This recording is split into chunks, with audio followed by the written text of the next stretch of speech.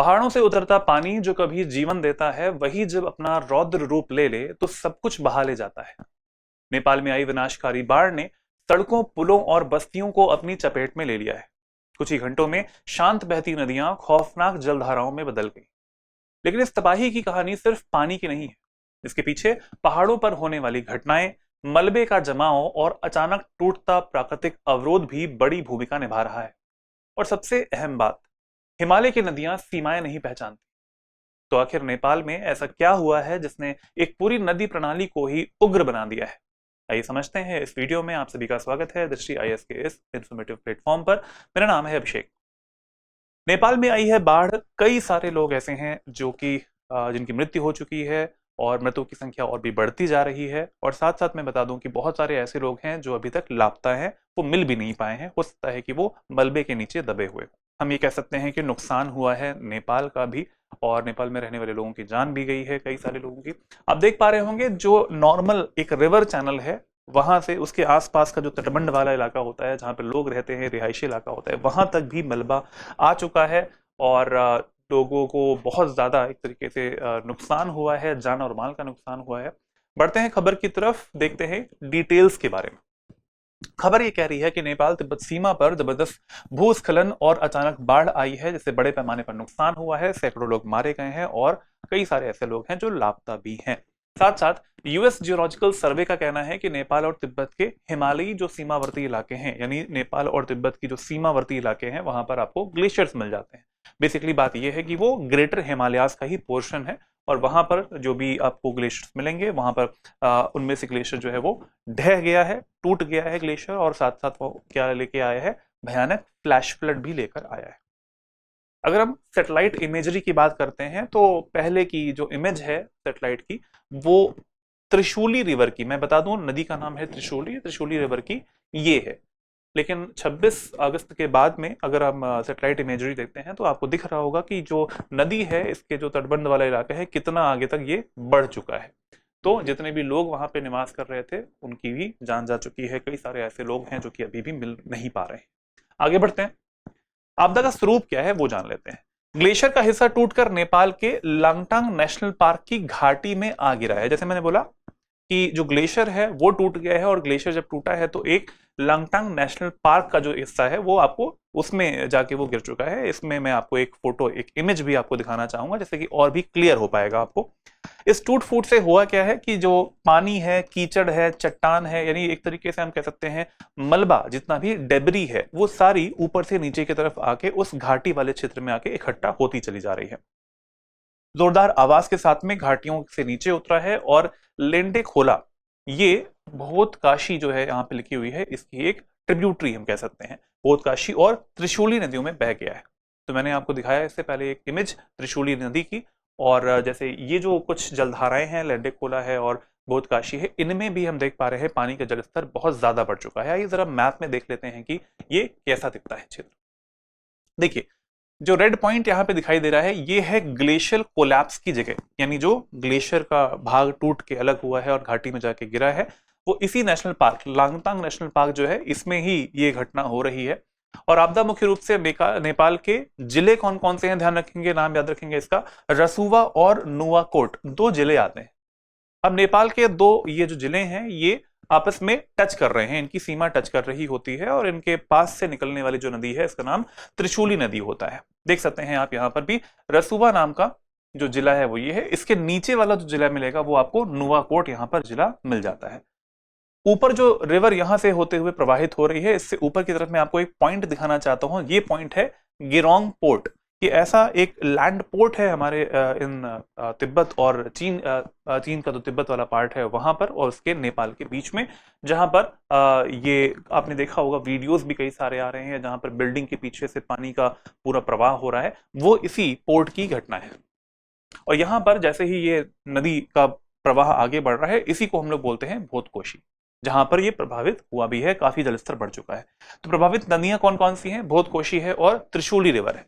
तो भोतकोशी की जो धारा है वो यहाँ पर इस तरह से आ रही होती है, और इसका एक जो पार्ट है वो आगे जाके त्रिशूली नदी में भी प्रवाहित होता है।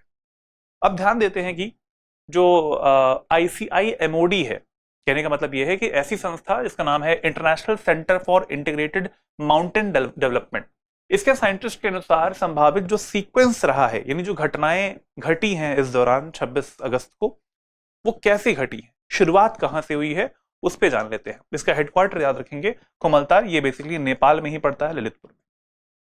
सबसे पहली घटना हुई है ग्लेशियर यानी आइस रॉक या फिर एवलांच के तौर पर। जैसे मैंने बोला आपसे, ग्लेशियर का ब्रेक हो जाना, तो ग्लेशियर ब्रेक होगा मतलब ग्लेशियर का एक तरीके से एवलांच के तौर पर नीचे आना, और वो टूट के जैसे ही नीचे आता है वैसे ही क्या होगा, लेंडे खोला में भारी डेबरी गिर गया, यानी एक जो जल प्रवाह हो रहा है, एक जो ट्रिब्यूटरी है, उसमें कई सारे मलबा जो है उसमें आके जमा हो चुका है। जैसे ही मलबा जमा हो जाता है, पानी का जो जमावड़ा है पीछे की तरफ उसमें हेड स्ट्रीम वाले पार्ट में वहां पर बढ़ जाता है। इसके बाद होता क्या है, नदी का एक अस्थायी ब्लॉकेज, ये जितना भी पार्ट था, डेबरी थी, वो सब आके नदी का उसने अस्थायी ब्लॉकेज बनाया है। जैसे ही अस्थायी ब्लॉकेज जो है वो टूट जाता है, बिकॉज लगातार प्रेशर पड़ रहा है पानी का, जैसे ही प्रेशर पड़ता है तो यहां पर आप देख पा रहे होंगे ये जो ब्लॉकेज था वो टूट गया है, अचानक से डेबरी का एक्यूमुलेशन था वो भी समाप्त हो गया है, पानी जितना वहां पे कलेक्ट हो रहा था वो सब निकल गया है वहां से। जैसे ही निकल गया है, ब्लॉकेज टूटने के बाद में बहुत तेजी से एक फ्लैश फ्लड आई है, और वो फ्लैश फ्लड हमें देखने में मिल रही है इन दोनों नदियों में। एक नदी का नाम है भूतकोशी, दूसरी नदी जो आ रही है उसका नाम है त्रिशूली नदी। तो ये पूरा सीक्वेंशियल एक जो कंडीशन हम यहाँ पे समझ सकते हैं, वो आपको ये ICIMOD ने समझा दिया है। आगे बढ़ते हैं और जानते हैं भूतकोशी नदी के बारे में। भूतकोशी नदी जो आती है, ये तिब्बत के झांगझांगबो ग्लेशियर से निकलने वाली एक नदी है, जिसको चीन में हम लोग पोइकू और बोकू भी कहते हैं। इसके साथ साथ ये मेगा सप्तकोशीय कोशी नदी बेसिन का एक हिस्सा है, जो कि तिब्बत और नेपाल से बिहार होते हुए भारत में आ जाती है। अब ये इमेज जो है, मैप जो है, ये क्या आपको समझा रहा है, देख सकते हैं आप लोग। ये कोसी रिवर है, कोसी रिवर नेपाल से भारत में प्रवेश करती है, स्पेसिफिकली बोला जाए तो बिहार में प्रवेश कर रही होती है, और वो गंगा की लेफ्ट बैंक ट्रिब्यूटरी बनाती है, कटिहार जिले के कुर्सेला में जाके लेफ्ट साइड से जाके वो मिल जाती है। देखिए ध्यान से, यहाँ पर भूतकोशी की जो धारा है वो यहाँ से आ रही है। इसके अलावा इंद्रावती एक रिवर आती है, सुन कोसी रिवर आती है, तमा कोसी रिवर आ रही है, अरुण कोसी रिवर यहाँ ऊपर से आ रही है, तमुर कोसी रिवर आ रही है, ऐसे कई सारी, दूध कोसी रिवर आती है माउंट एवरेस्ट के पास से। तो ये सारी धाराएं आपस में मिल जाती हैं और इंडिया में, बिहार में प्रवेश करती हैं, और कुर्सेला में जाके गंगा नदी के लेफ्ट साइड से जाके मिल जाती है। ये सप्तकोसी धारा का एक पार्ट होती है, भूतकोसी। तो ये पार्ट हो गया यहाँ पे भूतकोसी का। अब जान लेते हैं त्रिशूली रिवर के बारे में। जैसे मैंने बताया आपको इससे पहले कि जो जिले थे हमारे, गिरोंग पोर्ट के बाद में भूतकोसी रिवर यहाँ पर आती है, तो हम ये कह सकते हैं कि भूतकोसी रिवर जो है वो ऊपर की तरफ है, और वहां से बहुत तेजी से जैसे ही नदी का प्रवाह बढ़ा है, मलबा उसके साथ में आता रहा है, और वो आगे आने वाले जितने भी क्षेत्र हैं सबको डुबोता गया है, यानी वहां पर जितने भी क्षेत्र थे वहां पर मलबा जमा होता गया है। त्रिशूली नदी के बारे में बात कर लेते हैं। इसके आगे की तरफ आप देख पा रहे होंगे त्रिशूली रिवर का क्षेत्र ये मिल रहा है। त्रिशूली नदी एक प्रमुख सीमा पार की नदी है, ट्रांस बाउंड्री रिवर है, जो कि तिब्बत से निकलती है और मध्य नेपाल से होते हुए नारायणी यानी गंडक नदी प्रणाली में मिल जाती है। अब गंडक नदी का नाम सुनते ही हमें ध्यान में रखना है कि ये हमारे भारत देश में भी प्रवेश कर रही होती है। तो क्या इंडिया के लिए काफी कंसर्निंग बात है? यस, बिल्कुल सही बात है।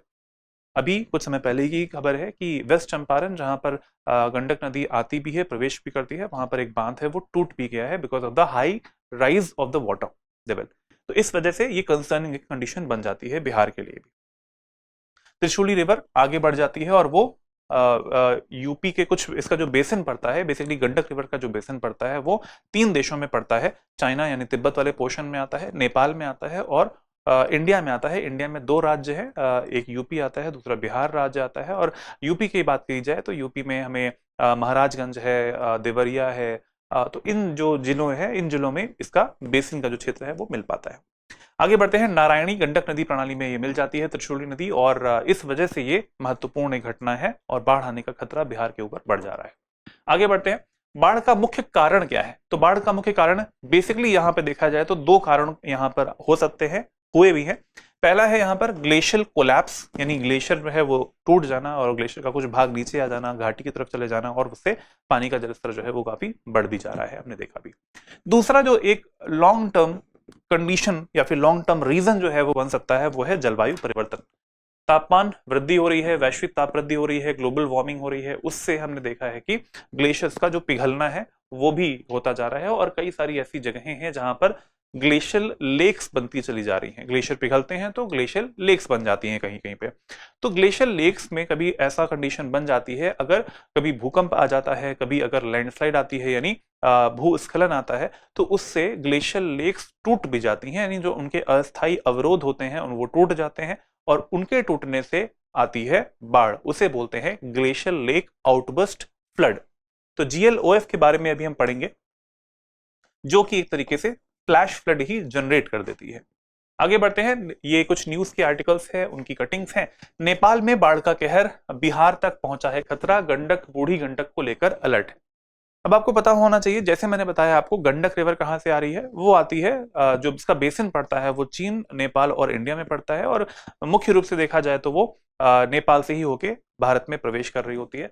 और साथ साथ बूढ़ी गंडक की बात करें तो ये पश्चिमी चंपारण में इस नदी का उदय होता है, पानी आ रहा होता है वो नेपाल की तरफ से आता है, इस वजह से ये हमारे बिहार के लिए काफी महत्वपूर्ण बन जा रही है। Major flash flood sweep through Nepal's Rasuwa district, raising fears of further downstream flooding. कई सारे न्यूज के आर्टिकल्स ऐसे हैं जहां पर कंसर्न जताया जा रहा है कि ऐसा हो सकता है और कहीं कहीं पे ऐसा भी बोला गया है कि सेकंड जो एक वेव है वो भी आ सकती है। खतरा बढ़ता जा रहा है भारत के ऊपर भी। ये एक इमेज है जिसमें कि मैं आपको बता रहा हूं कि चीन में गंडक रिवर का जो बेसिन है जो कि तिब्बत क्षेत्र में मिलता है, नेपाल में मिल रहा है, और ये वाला जो पोर्शन है ये यूपी का पोर्शन है और ये जो आगे वाला पोर्शन है ये बिहार का पोर्शन है गंडक रिवर के बेसिन का। आगे बढ़ते हैं, खबर की तरफ चलते हैं। खबर के अनुसार फ्लैश फ्लड्स की भी बात की जा रही है, क्योंकि फ्लैश फ्लड आई भी है। हमने देखा वीडियोस में बहुत तेजी से पानी की धारें जो है वो आती चली जा रही है, मलबे को लेकर चलती आ रही है और उनके सामने जो भी आ रहा है सब कुछ, चाहे वो ब्रिज हो कुछ भी हो, सब कुछ अपने साथ बहा के ले जा रही है।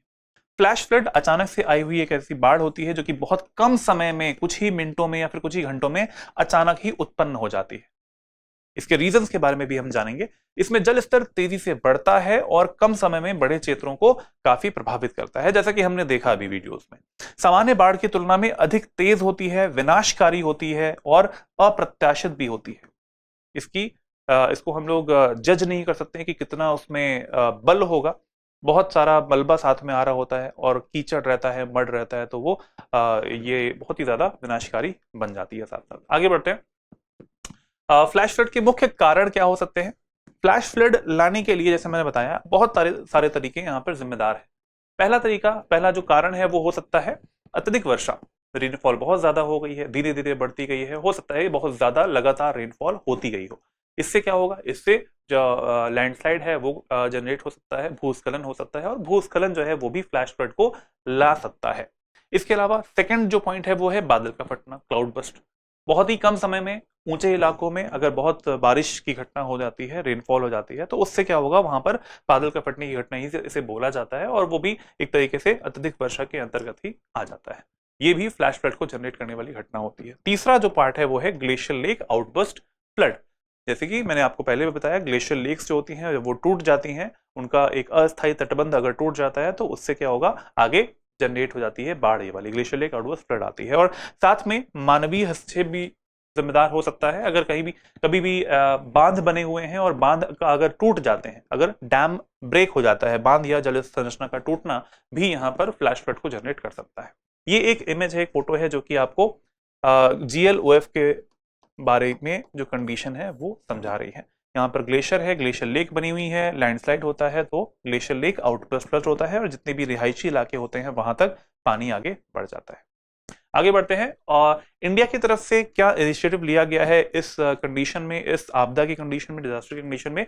तो इंडियन C-130 जेट रेडी है to leave for Nepal relief ops, IAF offers help, यानी इंडियन एयरफोर्स ने हेल्प करने की अपनी इच्छा जाहिर करी है।